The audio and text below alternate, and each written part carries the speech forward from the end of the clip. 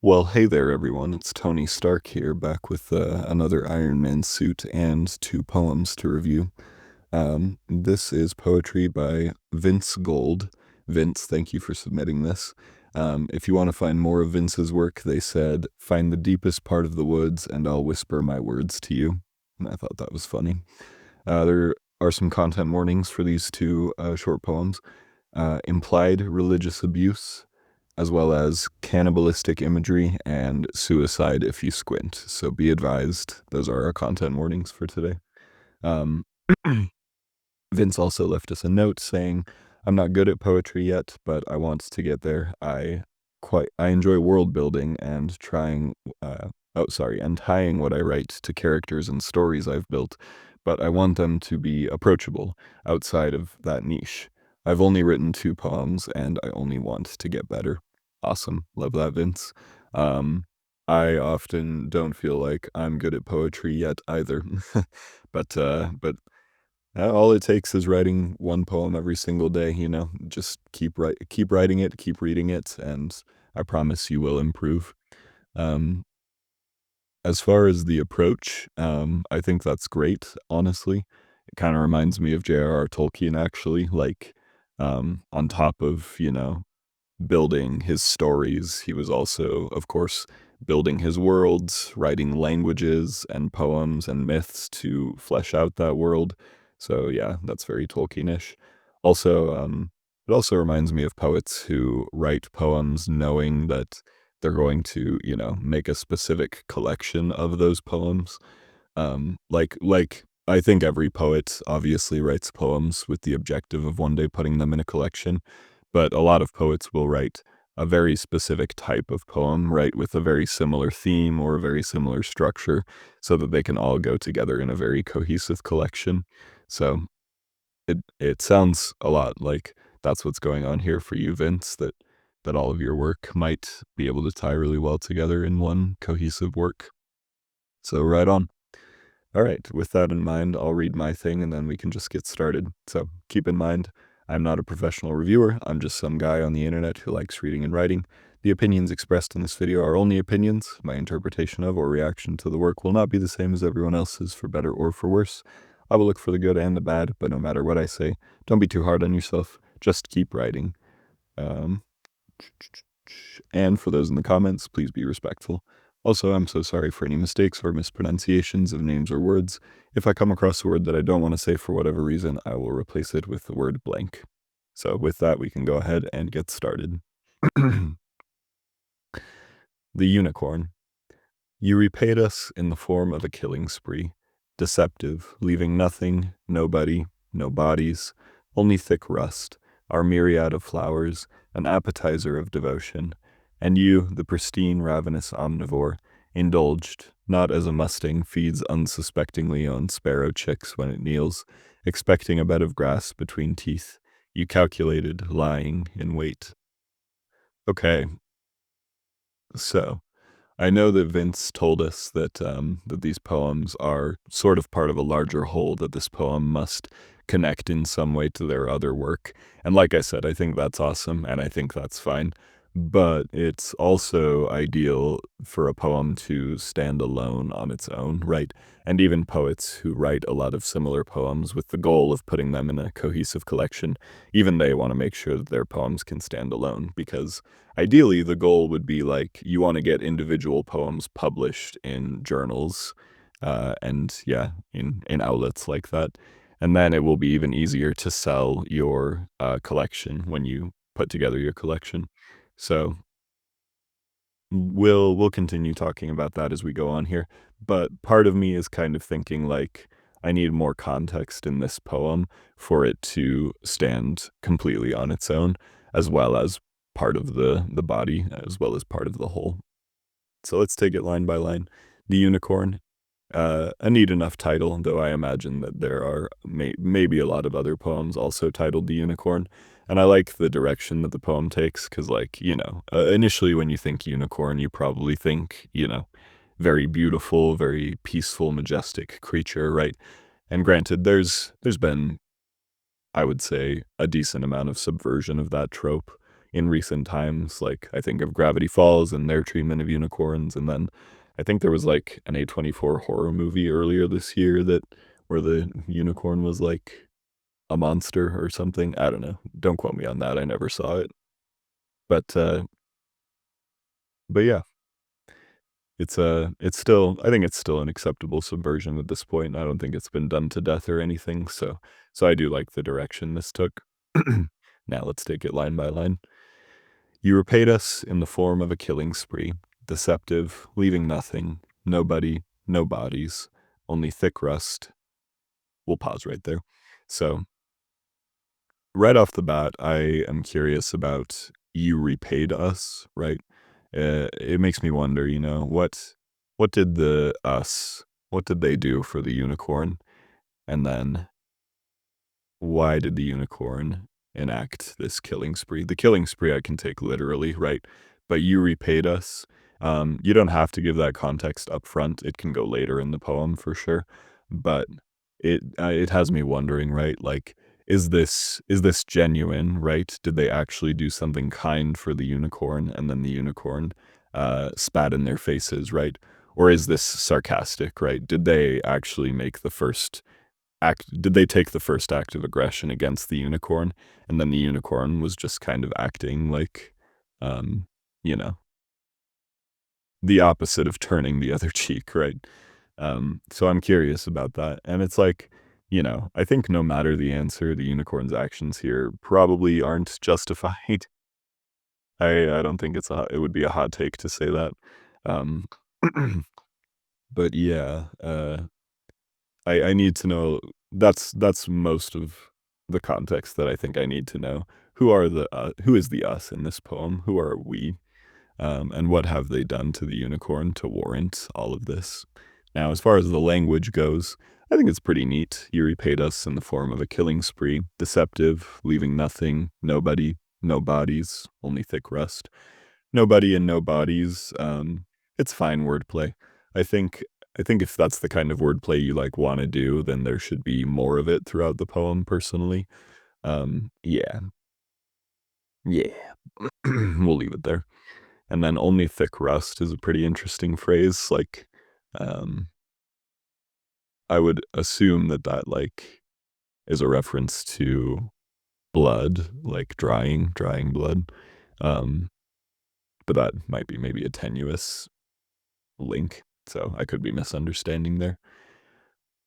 Our myriad of flowers, an appetizer of devotion, and you, the pristine ravenous omnivore, indulged not as a mustang feeds unsuspectingly on sparrow chicks when it kneels, expecting a bed of grass between teeth you calculated lying in wait.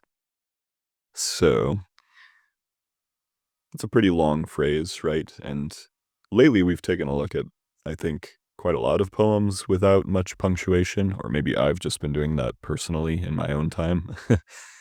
Check out The Boss by Victoria Chang and The Porcine Canticles by David Lee. Check out those books if you're interested in writing poetry without punctuation, and you'll get a feel for the different approaches you can take. Um, our myriad flowers, an appetizer of devotion. That to me suggests like that the unicorn literally ate this town's flowers, right? Or this community's flowers. Um, and maybe that was like the original offering to the unicorn, and then the unicorn took it further and ate ate all the people as well, right? Um, if that's the case, I think there can be more clarity there, personally. And you, the pristine ravenous omnivore. Pretty good language, I think. Pristine ravenous omnivore. That's kind of neat. Indulged, not as a mustang feeds unsuspectingly on sparrow chicks. So that line is confusing to me for a few reasons. Like, hang on one second.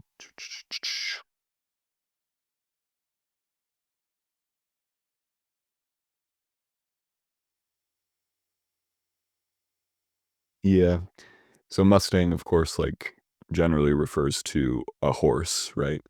But like here, is it referring to a unicorn? Because like horses don't eat meat, right? Um, So to say, as a Mustang feeds unsuspectingly on sparrow chicks, like, yeah, I don't get that phrase even from like a factual standpoint. Um, and then also the phrase I feel like dangles because when you start a phrase like this, not as you expect a follow-up phrase that reads like but instead or rather, right? So not as a Mustang feeds unsuspectingly on sparrow chicks, rather as a shark goes ballistic in the water or something like that, right? So, yeah, the phrase feels like it's dangling because it doesn't have the natural follow up when you start a clause with not as, right? So, yeah, that line is confusing to me for these reasons. Hope that makes sense. Not as a Mustang feeds unsuspectingly on sparrow chicks when it kneels, expecting a bed of grass between teeth. Oh, okay. So I think I'm starting to get that a little more. So, like, we're talking about a horse that accidentally eats sparrow chicks when trying to eat grass. Okay. Um, Even so, I still think the phrase needs that follow up, that natural conclusion, right? Not as, but rather, etc. Um, and yeah, keep in mind, I'm dumb. But maybe you could also provide some clarity about how. Yeah, actually, I think the follow-up phrase kind of would provide more clarity in that regard, right? Because we have the counter example, and so give us the true example, right? The simile that completes this not as, right? Hope that makes sense. And then you calculated lying in wait. So I'm gonna assume that the line break after lying communicates to us that the unicorn like literally lied, that it was dishonest, right? And that's how it kind of uh, got to eat this whole population or whatever. Um, and if that's the case, again, it's one of those things where like I require more context personally. Like, yeah, I want to know more about the relationship between the unicorn and the us in this poem. And I think personally, I think if you provided that more on that relationship, then I would better understand like what the poem is actually about. Like what is this a commentary on? Excuse me, a commentary on what is this a metaphor for? Right. Um. Yeah. Hope that all makes sense. You've got a great basis here, though. This is a great start. I would definitely keep going with this. With that, we'll move into our second poem, The Coyote. Hello, apostle. Carry on, ma. Dragged to the sea, you carried them all. Buried the lead and swallowed them raw. Mournful apostle, carry on, ma. Salt water washes what dogma cannot. Sand smothers festering, snuffs out the rot. A beach holds no daisies, grave markers aside. Sweet servant of sin, now hides beneath tide. Pleading apostle, carry on, ma. Carry all man dog, waves doth not draw. Sea foam, absolution, and ocean raised tall. Goodbye, apostle, carry on, ma. All right, let me just make sure that this isn't something I've never heard of before. Hang on one second. So there is a character or something. Yeah, it looks like a character from Final Fantasy named Carry On Ma, but that might be something completely different. Yeah, beats me. Funny that Final Fantasy has come up in recent weeks on this channel. But anyhow, the coyote is kind of a neat symbol because I think in a lot of uh, tribes, in a lot of Native American mythology, the coyote is like kind of a trickster, kind of an untrustworthy force, right? Um, and so yeah, it's kind of interesting as a symbol here. Um, but yeah, we're gonna assume that Carry On Ma is simply the chosen name for this titular coyote here. They're an apostle. Hmm. So this is where some of that like religious subtext that the author was talking about comes out a lot more clearly, what with words like apostle and servant can have a religious context, right? Um, there were some other words. We'll talk about them as we go through it. So, first stanza. Hello, Apostle, carry on, Ma. Dragged to the sea, you carried them all, buried the lead and swallowed them raw. Mournful Apostle, carry on, Ma. Hmm,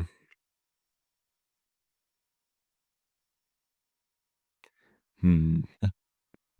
All I can really say is because again, kind of like with the unicorn poem, it's like I'm just unsure of the context up to this point. Like I can visualize what's happening here. Um, this apostle named Carry On Ma dragged a bunch of people to the ocean, to the shore, and then ate them, apparently. Yeah.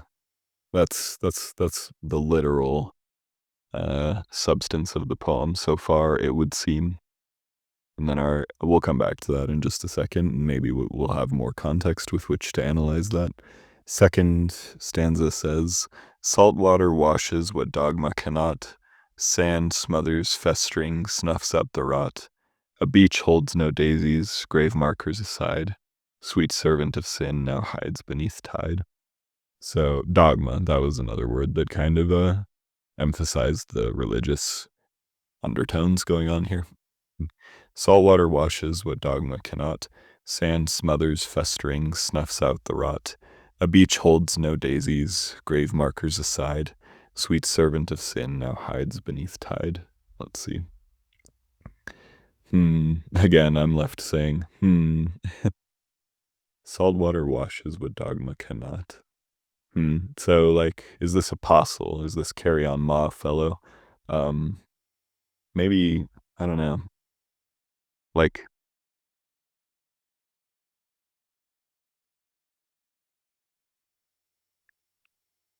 I don't know, like, the vibe I'm getting, I guess, is that this is kind of a metaphor for, like, religious figureheads who use their power to abuse other folks, abuse other people.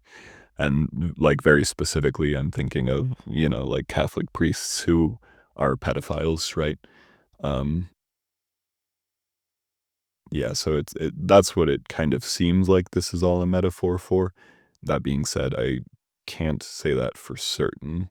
But I don't know, let's talk about some of the features here. So we're literally in the context of the poem, we're at an ocean, right? And this apostle Carry On Ma is at a shore. Um, and it sounds like they're trying to hide their crimes, right? In the case of the poem, they're literally hiding dead bodies that they've devoured, right? Sand smothers. The word festering kind of throws me off a little bit. Sand smothers festering. Is it the sand that's festering? Is it the smothering that's festering? Is it the dead bodies that are festering? Probably the dead bodies, right? Sand smothers. Maybe you say sand smothers the festering. Yeah, I think that would make it slightly more clear. Snuffs out the rot. Yep. A beach holds no daisies, grave markers aside. Sweet servant of sin now hides beneath tide. So that would suggest, again, like a beach holds no daisies, grave markers aside. Again, that suggests Carry On Ma is burying their dead here, right? Burying their victims here. And then sweet servant of sin now hides beneath tide. That would suggest that they retreat into the ocean, basically. Um, yeah. Yeah, maybe this is a because I remember the author told us in the content warnings that there's suicide here if you squint. So maybe it's not just that Carry On Ma is hiding their crimes here, but also ending their life, right? Drowning themselves. Pleading apostle, Carry On Ma. Carriel man dog, waves doth not draw. Sea foam, absolution, and ocean raised tall. Goodbye, apostle, Carry On Ma. All right, hang on one second. Just gotta Google something real quick. Okay, so carrion means the decaying flesh of dead animals, and maw, of course, is like mandibles, right, or the jaw of an animal, right? Yeah. Yep, yep, yep. And then carriole, a small open horse-drawn carriage for one person. Carriole man dog. or a kind of sled pulled by a horse or dogs, and with space for one or more passengers. Uh, so that word is throwing me to. Hang on, are there other definitions? Not really, no. It's just a type of carriage, right? So yeah. Is that supposed to be carryall? Maybe it's supposed to be carry on again. I'm not sure. Um, yeah. But I do think my interpretation of the poem is sound, even if it's not specifically about like uh Catholic priests. It sounds like it's about religious figureheads who commit wrongdoings, right? Who abuse their power, right? You could even go as far as to say it's about like cult leaders, especially given all of the cults that are famous for the whole suicide pact thing, right? Um, so uncovering that meaning was pretty fun. Um,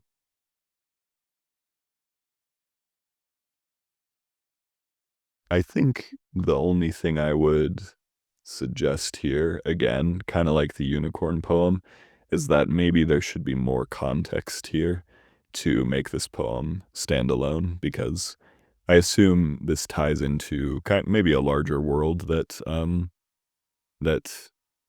that our author here has created, that Vince here has created. Um, And so with that being the case, yeah, the author might need some more context on this one, but maybe not. I mean, I think I still got the point, and if I didn't, then sorry about that, my mistake. Um, and this could still, go in a collection, and the other poems in the collection could provide the rest of that context, right? Um, yeah, I don't know. I guess part of the issue is just like in its current form, it does feel slightly, like, inaccessible. It feels like there are too many things that I don't know that I should know, right? Like, I don't know, like, Carry On Ma, what exactly makes them an apostle, right? Um, Maybe another stanza describing, like, who Carry On Ma was before all this, maybe that could be of use. Maybe that could provide the context that I feel like I need. But even still, I like I said, it was a lot of fun to uncover the meaning in this one. Um, and I feel like, I could still draw meaning from it even without that context. I guess I'm just kind of curious, like, about the world that you have here, Vince, particularly in this poem, right? Yeah. Uh, I think I've made myself clear. I hope so. But Vince, thank you again for submitting these poems. Um, I hope you keep writing because it sounds like you've got something really interesting here. Um, yeah. So yeah, thank you again, Vince. I think we'll just leave it there for today. Thank you, viewers, for watching, and I would love to hear your thoughts on these poems. And keep in mind, ultimately, this is a rough draft.